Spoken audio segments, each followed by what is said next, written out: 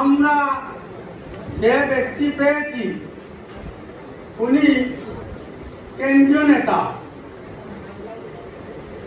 কেন্দ্রীয় নেতা বলতে কি বোঝায়? উনি ঢাকায় থাকেন, জামায়াতে ইসলামের 7 জনের সাথে একজন। আপনাদের কাছে অনুরোধ করব, আপনারা আপনাদের মূল্যবান ভোট দিবেন এবং শ্রমিকদের যে ন্যায্য অধিকার, সেই অধিকার আদায়ের লক্ষ্যে উনি আপনাদের সম্মুখে কিছু কথা বলবেন। মূল্যবান যে ভোটগুলো আছে এগুলো আমরা যোগ্য একজন ব্যক্তিকে দিলে আমরা যোগ্য কাজ আমরা পাবো। আগামী দিনে আমরা শ্রমিক ভাইয়েরা আমরা তো বিয়ানীবাজারে গলিতে গলিতে বিভিন্ন জায়গায় কাজে যাই, আমরা ওনার কথা বিভিন্ন জায়গায় ওনার সালাম পৌঁছে দেবো এবং ওনাকে আমরা সাপোর্ট করবো। আমাদের কোনো সমস্যা থাকবে না, আমি ওনার সাথে আসি, ওনাদের সাথে আমি আসি। আপনাদের যে কোনো সমস্যা হইলে আমি ওনাদের সাথে কথা বলতে পারবো। আমরা জামায়াতে ইসলামী তথা 10 দল ডাক্তার শফিকুর রহমান সাহেবের নেতৃত্বে সরকার গঠন করে সবার আগে শ্রমজীবী ভাইদের জীবনের উন্নতির জন্য আমরা কাজ করব ইনশাআল্লাহ। প্রত্যেকের একটা সন্তানকে আমরা এমন ভাবে কাজ শিখাবো, এখন আপনি যা আয় করেন তার 10 গুণ বেশি আয় সে করবে। আমরা আগামী 2, 4, 5 বছরের ভিতরে বিয়ানীবাজারের, গোলাপগঞ্জের, সিলেট 6 আসনের প্রত্যেকটা ঘরে ঘরে একটা করে সুসন্তান আমরা রেডি করব। তাদেরকে পড়ালেখা করাবো, তাদেরকে প্রযুক্তি শিক্ষা দিব, তাদেরকে আমরা কারিগরি শিক্ষা দিব। তারা কাজ করে খাবে, তারা বেকার ভাতা খাবে না। এদেশের রাজনীতির নামে কিছু মানুষ আমাদের যুবকদের কর্মহীন করে তাদেরকে ভিখারির জাতিতে পরিণত করতে চায়। নানা ধরনের কাঠকুট দেওয়ার কথা বলে মূলত প্রতারণা করতে চায়। আমরা কোনো কাঠ বাইরে খাইতে চাই না। আমরা কাজ করে উপার্জিত হালাল টাকা দিয়ে আমরা সংসার চালাতে চাই। আমরা দুর্নীতির ভাগ নিতে চাই না, দুর্নীতিকে আমরা সমর্থন দিতে চাই না।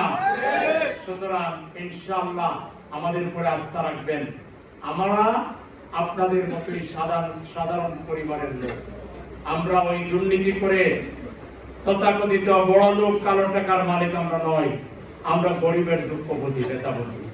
আপনাদের চিকিৎসার জন্য যে সমস্যা, ছেলে মেয়েদের হোক, আপনাদের হোক, আপনারা এই যে ইসমাইল কিংবা আমাদের এই যে আশিক ভাই, এদেরকে বলবেন আপনাদের চিকিৎসা কিভাবে বিল কমানো যায়, কিভাবে রক্ত লাগলে রক্ত দেওয়া যায়, কিভাবে আপনাদের চিকিৎসা প্রয়োজনে বিনা আপনাদের কোনো টাকা না নিয়ে দেওয়া যায়, সম্ভব সবকিছু আপনাদের জন্য আমরা করব। তার প্রমাণ আপনারা যদি নিতে চান, আপনারা টেস্ট করে দেখেন, কথা বলেন। কারো কোনো কিছু, বিশেষ করে চিকিৎসা রিলেটেড কোনো সহযোগিতা কিংবা কারো কোনো সন্তানের মেয়ের বিয়ে ইত্যাদি বিভিন্ন যে সামাজিক কাজগুলো আছে, এগুলো করার জন্য আমাদের বিভিন্ন সামাজিক সংগঠন আছে। সেই সব সংগঠন তারা আপনাদেরকে সহযোগিতা করার জন্য প্রস্তুত আছে। আমাদেরকে লোকেরা বিশ্বাস করে, আমাদেরকে লোকেরা আস্থা তারা আমাদের উপরে আছে। সেজন্য আমাদের মাধ্যমে আপনারা ইনশাআল্লাহ মানব সেবামূলক আপনাদের যে সেবা দরকার, সেই সেবাগুলো, আপনাদের ছেলে মেয়েদের লেখাপড়া, আপনাদের চিকিৎসা, আপনাদের যে কোনো ধরনের প্রয়োজনে আপনাদের সাথী হিসাবে আপনাদের পাশে ইনশাআল্লাহ আপনারা আমাদেরকে পাবেন। সেজন্য আপনারা এখন থেকে আমাদের পরিবারের সদস্য। আপনারা নিজেদেরকে দূরে ভাববেন না। কোথাও যদি কেউ আপনাদের সাথে খারাপ ব্যবহার করে, আপনারা আমার পরিচয় দিবেন। আপনারা নিজেরা কারোর সাথে খারাপ ব্যবহার করবেন না, কিন্তু কোন দুর্ব্যবহারের, কোন বেআইনি কার্যক্রমের, কোন সরকারি নিষ্পেষণ, কোন রাজনৈতিক দলের নেতা কর্মীদের দ্বারা আপনাদের সাথে যদি কেউ খারাপ আচরণ করে, আপনারা পরিচয় দিবেন যে আপনাদের সাথে আমার সম্পর্ক আছে, আমার পরিচয় আপনারা দিবেন, পারবেন? আমরা আমাদের ভাইদের মতো আপনাদেরকে দেখবো। আপনাদের পরিবার আমাদের পরিবার, আমার পরিবার আপনাদের পরিবার, আমরা এক পরিবার হিসেবে বিয়ানীবাজারে বসবাস করব। কারো বাপের শব্দ নাই আমার গরিব মানুষের উপরে, মেহনতি মানুষের উপরে, শ্রমজীবী মানুষের গায়ে হাত দেবে, আঙ্গুল তুলবে, তাদেরকে দাবড়াবে, এমন কোন মায়ের পথ এই বিয়ানীবাজারে না। আল্লাহ যদি এই বিয়ানীবাজার গোলাপগঞ্জ থেকে, সিলেট ৬ আসন থেকে আপনাদের দোয়ায় সহযোগিতায় আমরা যদি নির্বাচিত হই, আমাদের ১ নম্বর কাজ হবে প্রত্যেকের ঘরে এমন একটা ছেলে মেয়ে তৈরি করা যাদের কর্মসংস্থান হবে, তারা আয় রোজগার করবে, এবং আপনাদের আয় রোজগার কিভাবে বাড়ানো যায় সেজন্য আমি প্রজেক্ট দেব।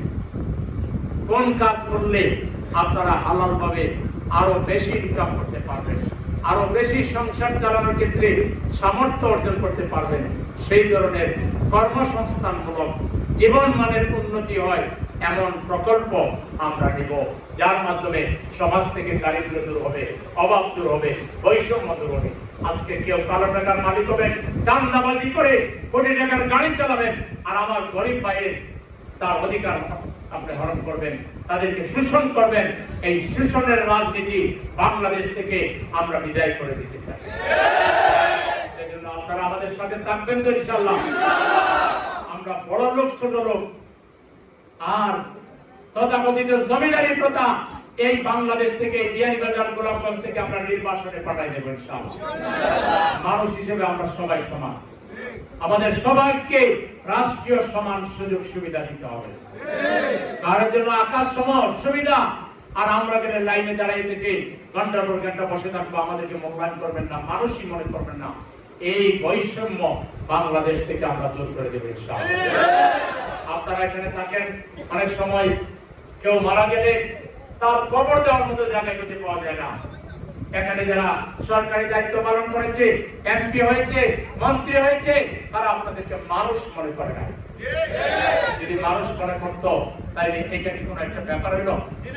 আমি ইনশাআল্লাহ আপনাদেরকে এই অ্যাসিওরেন্স দিচ্ছি, আপনাদেরকে আশ্বাস দিচ্ছি, ইনশাআল্লাহ আমরা দায়িত্ব পাওয়ার পরে এইটা অগ্রাধিকার ভিত্তিতে আপনাদের যারা আল্লাহর ইচ্ছায় দুনিয়া থেকে চলে যাবে সম্মানজনক ভাবে দাফন কাফন কবরের ব্যবস্থা আমরা করে দেব ইনশাআল্লাহ।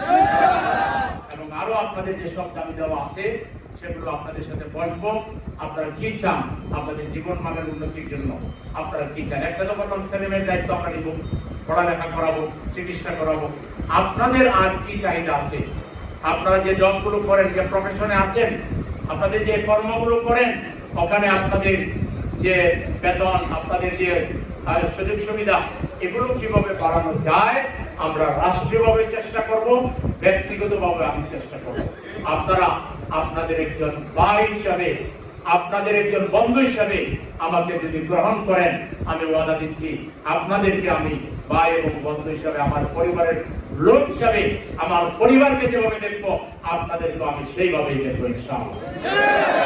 আপনারা মন প্রাণ দিয়ে, জান প্রাণ দিয়ে দাঁড়িপাল্লাকে বিজয়ী করার জন্য যেভাবে ঘরে ঘরে যাওয়া দরকার, যেভাবে ভোটারদেরকে বোঝানো দরকার, ভোটের দিন ভোট কেন্দ্রে ভোটারদেরকে নিয়ে আসা দরকার, এবং ভোট কেন্দ্রের শান্তি এবং শৃঙ্খলা রক্ষা করার জন্য অতন্ত্র প্রহরীর মতো দাঁড়িয়ে থাকা প্রত্যেকটা সেন্টারে, পৌরসভার এবং মরিয়া ইউনিয়নের এবং আরো যেসব জায়গায় আপনারা বসবাস করেন সবগুলো সেন্টারের পাহারাদার হিসাবে আপনারা সাহসিকতার সাথে ভোটের দিন ফজরের নামাজ থেকে চলে আসবেন, প্রয়োজনে তাহাজ্জুদের নামাজ পড়ে বের হয়ে যাবেন, আর ভোট গণনা করে রেজাল্ট নিয়ে দাঁড়িপাল্লার বিজয়। আমরা এটা শুধু সেলিম ভাইয়ের বিজয় হবে না, দাঁড়িপাল্লার বিজয় এখানে উপস্থিত প্রত্যেকটা শ্রমজীবী ভাইয়ের বিজয় হবে। আপনাদের প্রত্যেকের গলায় আমরা দাঁড়িপাল্লার বিজয় মালা উঠাই দেব ইনশাআল্লাহ।